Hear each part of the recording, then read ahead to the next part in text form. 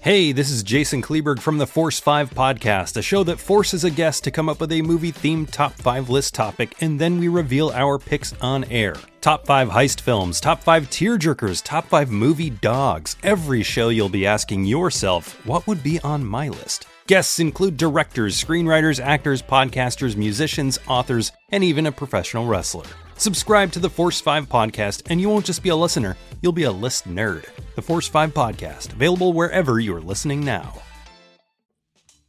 Do you love movies? So do I. What's up, y'all? It's KB, and I love movies, inviting you to listen to The Conversation, a film podcast where passion meets perspective and opinion. From the old school to the new, I invite a guest on to discuss the movies that thrill us, challenge us, break our hearts, or even blow our minds. There's always new episodes dropping wherever you get your podcasts. So join the conversation. We don't just watch movies. We love talking about them too. The Conversation with KB Loves Movies, a part of Someone's Favorite Productions podcast network. She was one tough old mama.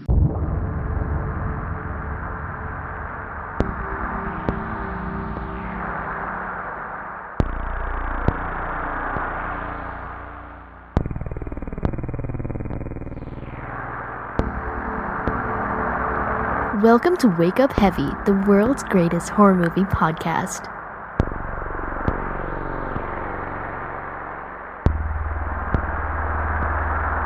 Hello, and welcome back to Wake Up Heavy, Recollections of Horror. This is Mark Begley, your host, and this is Notes from Home number 4. I honestly didn't think I would be doing another one of these, and actually, when I started doing these back in, when was it? When was the first one? I don't even remember. May, I guess.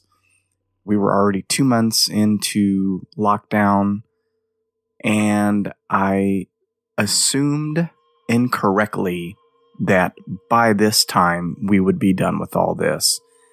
And we're not. And where you are, maybe you're done and back to semi-normal. We are nowhere near that here in California and in my city. And that's kind of how I wanted to start. I am going to get on my soapbox a little bit here. Something unusual for the show. But this is disheartening. It's disappointing to know that people can't get past their selfishness enough to be considerate and do the barest of minimums to keep themselves and other people safe. We're also suffering through massive fires all throughout California, and they have encroached on our back door where I live. The foothills are burning. Our air is horrible. And I see on the news here people coming together in response to this fire, yet we can't do it for COVID-19, and I don't understand it. I guess you have to see it to believe it for certain people, or be affected by it personally to take it seriously, and it's really frustrating and disappointing. I'm sitting here at home. I don't have a problem with that. My daughter is at home when she should be at school. Do your part.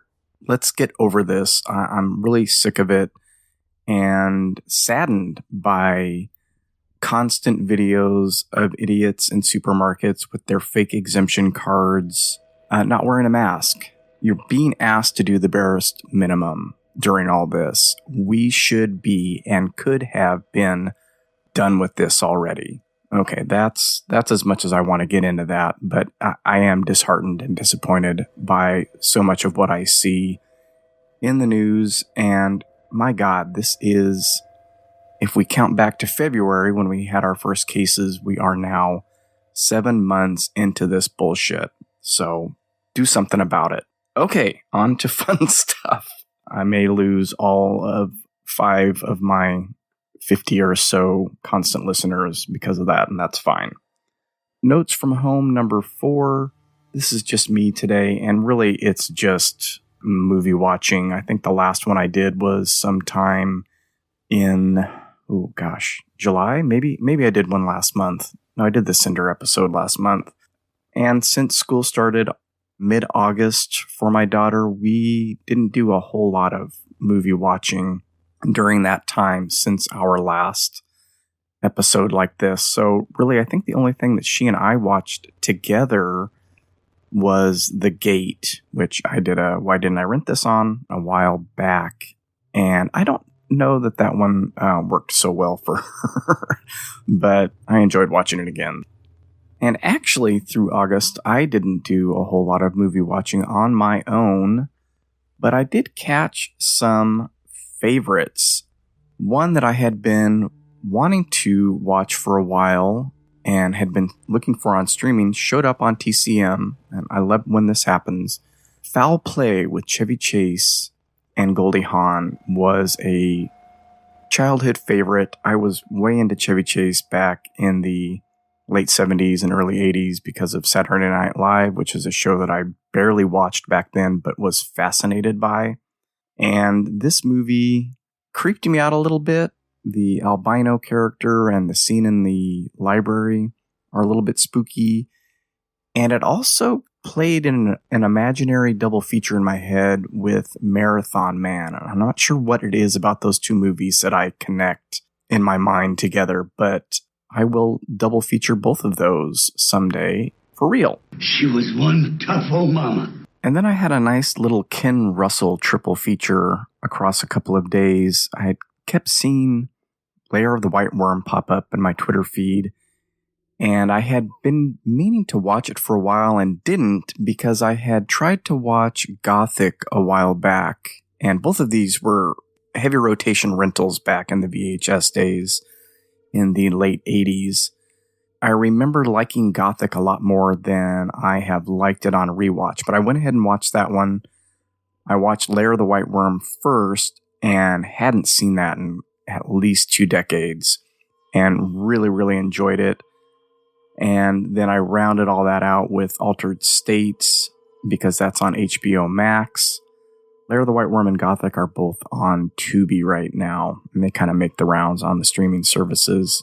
Altered States is one of those movies that I caught as a kid on TV first and was really freaked out by. So I got into Ken Russell pretty heavy in the late 80s and watched a ton of his movies and always really enjoyed those fantasy and or hallucination scenes with all the green screen work.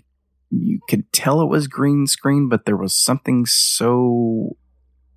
I'm not even sure what the term is I'm searching for, but those are the things that I remember from his movies.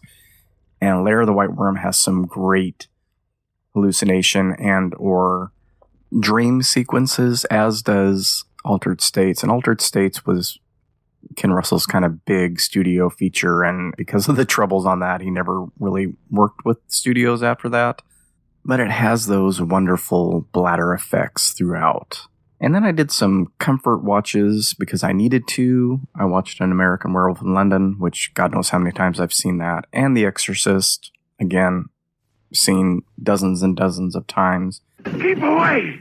The sow is mine! And then a movie I don't watch too often, but really felt the need for some sad Harry Dean Stanton in my life, so I rewatched Paris, Texas. How long have I been gone, do you know?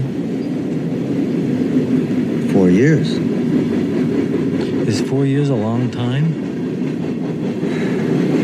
Well, it is for a little boy.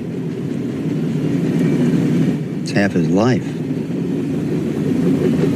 Half a boy's life. Again, like I said, only watched one movie with Cleo alone before her school started, but the family kind of got on a little kick of watching movies together. And so we watched Jojo Rabbit, which we all enjoyed, Pretty in Pink, which I think the girls enjoyed, and I had this Pretty in Pink, and what else did we watch? Oh, The Karate Kid, where the Richies are so awful and horrible and bullies, and it's just so tropey, and yes, rich people can be assholes, but so can everybody else, and it just kind of got on my nerves. Both those movies, they were just so the characters were so one-dimensional in a lot of ways. But we also watched The Peanut Butter Falcon, which was a heck of a lot of fun, and got on a Marvel movie kick, which my daughter has been doing on her own, going through just about all of them with her cousins. They do a little watch party together.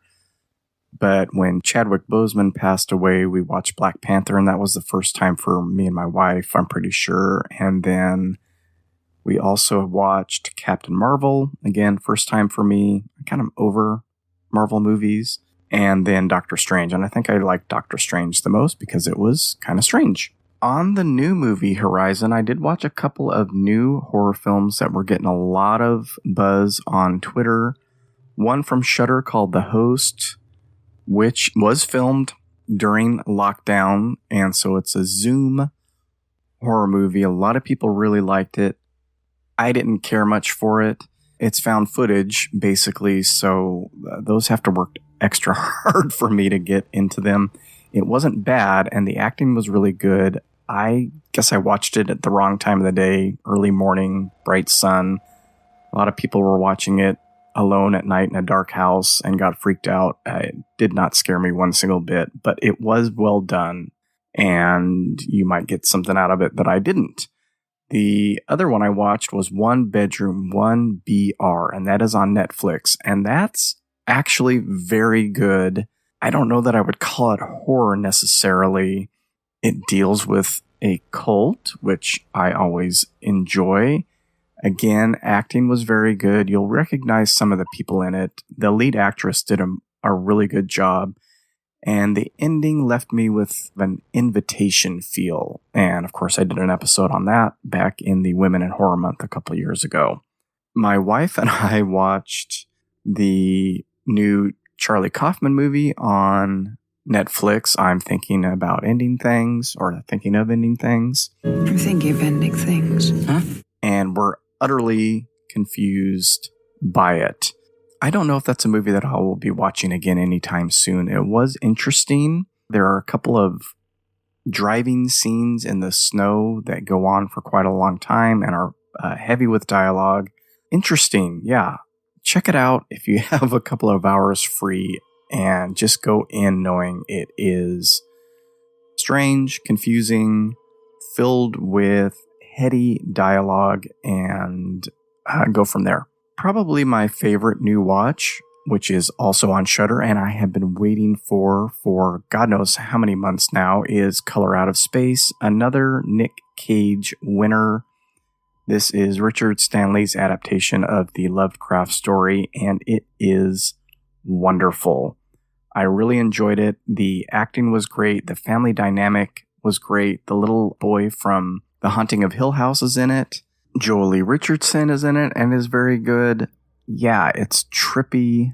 It's really nice to look at and pretty gross. So thumbs up on that. Pair that with Mandy and you've got an amazing Nicolas Cage double feature. And I'm going to kind of end this with some Shudder recommendations because they're adding quite a bit of new stuff right now. They're doing 61 Days of Halloween. It started on September 1st. And that is when Color Out of Space premiered. And then they added Fade to Black, which I'm pretty sure I briefly mentioned a while back in regard to, and I may be confusing myself and I don't remember what episode this was on. I just remember talking about Dennis Christopher at some point and how he always played these self-pitying, conceited, self-involved characters that got on my nerves. And I remember mentioning Fade to Black, Breaking Away, and California Dreaming at some point, and it may have been in reference to Fade to Black. I don't remember. I watched the movie a while back for the first time and didn't really care for it, and a lot of it had to do with his character and how annoying and obnoxious he was. You didn't know what Adolf Hitler's favorite movie was? Broadway Melody. I bet you didn't know that. And what about Cry of Battle and War is Hell? Where were they playing, huh? At the Texas Theater where they caught Oswald the day he shot Kennedy. I bet you didn't know that. Yet I knew it was something that I would go back to, so I was happy that Shudder got it, and I did watch it again the other night. I enjoyed it a little bit more. I wasn't as annoyed by him, so I may have just been in a bad mood the first time I watched it. It is a strange movie. I would highly suggest watching it and then listening to the Projection Booth podcast episode on it, which I did, I think last month when I found out that Shudder was going to be showing it this month. And it helped explain some things and clarify some ideas that maybe I had misconstrued in my head while watching it the first time. It is weird. There is a weird subplot with a psychologist and the police that seems like it was shoehorned in, and I believe they touch on that in the episode. Dennis Christopher is interviewed for that episode along with a few other people. And if you're a horror movie fan or a movie fan in general, it is an interesting watch. It's still not something I know that I like all that much, but I appreciate it and I can recommend it because of that. Plus, you get a young Mickey Rourke in there in a couple of scenes. What are you looking at? What are you looking at, you creep? Eric, you keep messing with me and I'm going to kick your ass. It's not really horror. It's more of a psychological drama, kind of akin to Taxi Driver, but not as nihilistic, maybe. It could pair pretty well with Christmas Evil and Taxi Driver for a nice incel triple feature. So a few other movies that are on Shudder right now that are worth checking out. Beyond the Door, which is an amazing Exorcist ripoff that I know I've mentioned in the past. Patrick, Ozploitation film that is a trip. And then since we're nearing the end of summer, and some say, with the start of school and Labor Day, officially summer is over, we still have a couple weeks until that's actually true. But get in some campground slashers with two movies that I've talked about, The Burning and Sleepaway Camp. And then some mortuary horror with Mortuary that stars a young Bill Paxton in a... He's probably really one of the only things that's worth watching in that film, but it's an interesting performance. I could have locked you up in the mortuary like you did me when I was bad, Paul. But I didn't. I'm too happy. And then One Dark Night, which takes place in a mortuary. And I actually need to watch that one again. I think I watched it on YouTube a few years ago, and it was not the best copy. So check those out, as well as all the numerous other horror films that Shudder has to offer. Okay, so that's it. I really just wanted to touch base. I'm working on the Angel Heart and Barfly stuff in my mind, at least. I finally returned the book, and I'll talk about this more on the episode. Leaving it unfinished. I had checked that out right before we had to shelter in place in March, and so I had it for over 5 months and only had gotten about a third of the way through the book, and I'll get into all that, like I said, on that episode. And then, of course, in the next couple of weeks here, I'll be recording with Mike White for our David Cronenberg crossover event. And those will probably come out in October. I know this keeps getting pushed back, but I'm also working with Mike's schedule, and he's doing 31 days of October through the Projection Booth, so we'll kind of match up. And, of course, it's horror movie time, so perfect timing.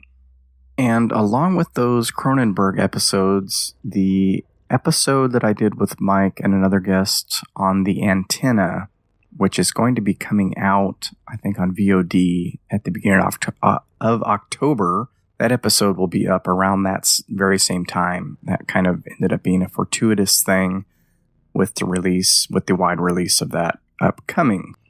I will promote that on the site and will most likely repost it on SoundCloud. Oh, and Chris Reed supplied some new music, so that is what has been playing in the background for this episode. And thanks to Chris, aka Sarago17, for tossing that stuff my way. Okay, I think that does it for this episode. Please hit iTunes and rate, review, and subscribe. It helps out a lot. Angel Heart and Barfly will get done eventually. God knows, I probably started mentioning those back in March or earlier. Sorry about that, folks. I'm still kind of dealing with Corona brain. These will have to suffice for now. Be smart, be safe, be courteous, wear a mask, or don't go out. Have a great day, and don't forget, anything can happen when you wake up heavy. She was one tough old mama.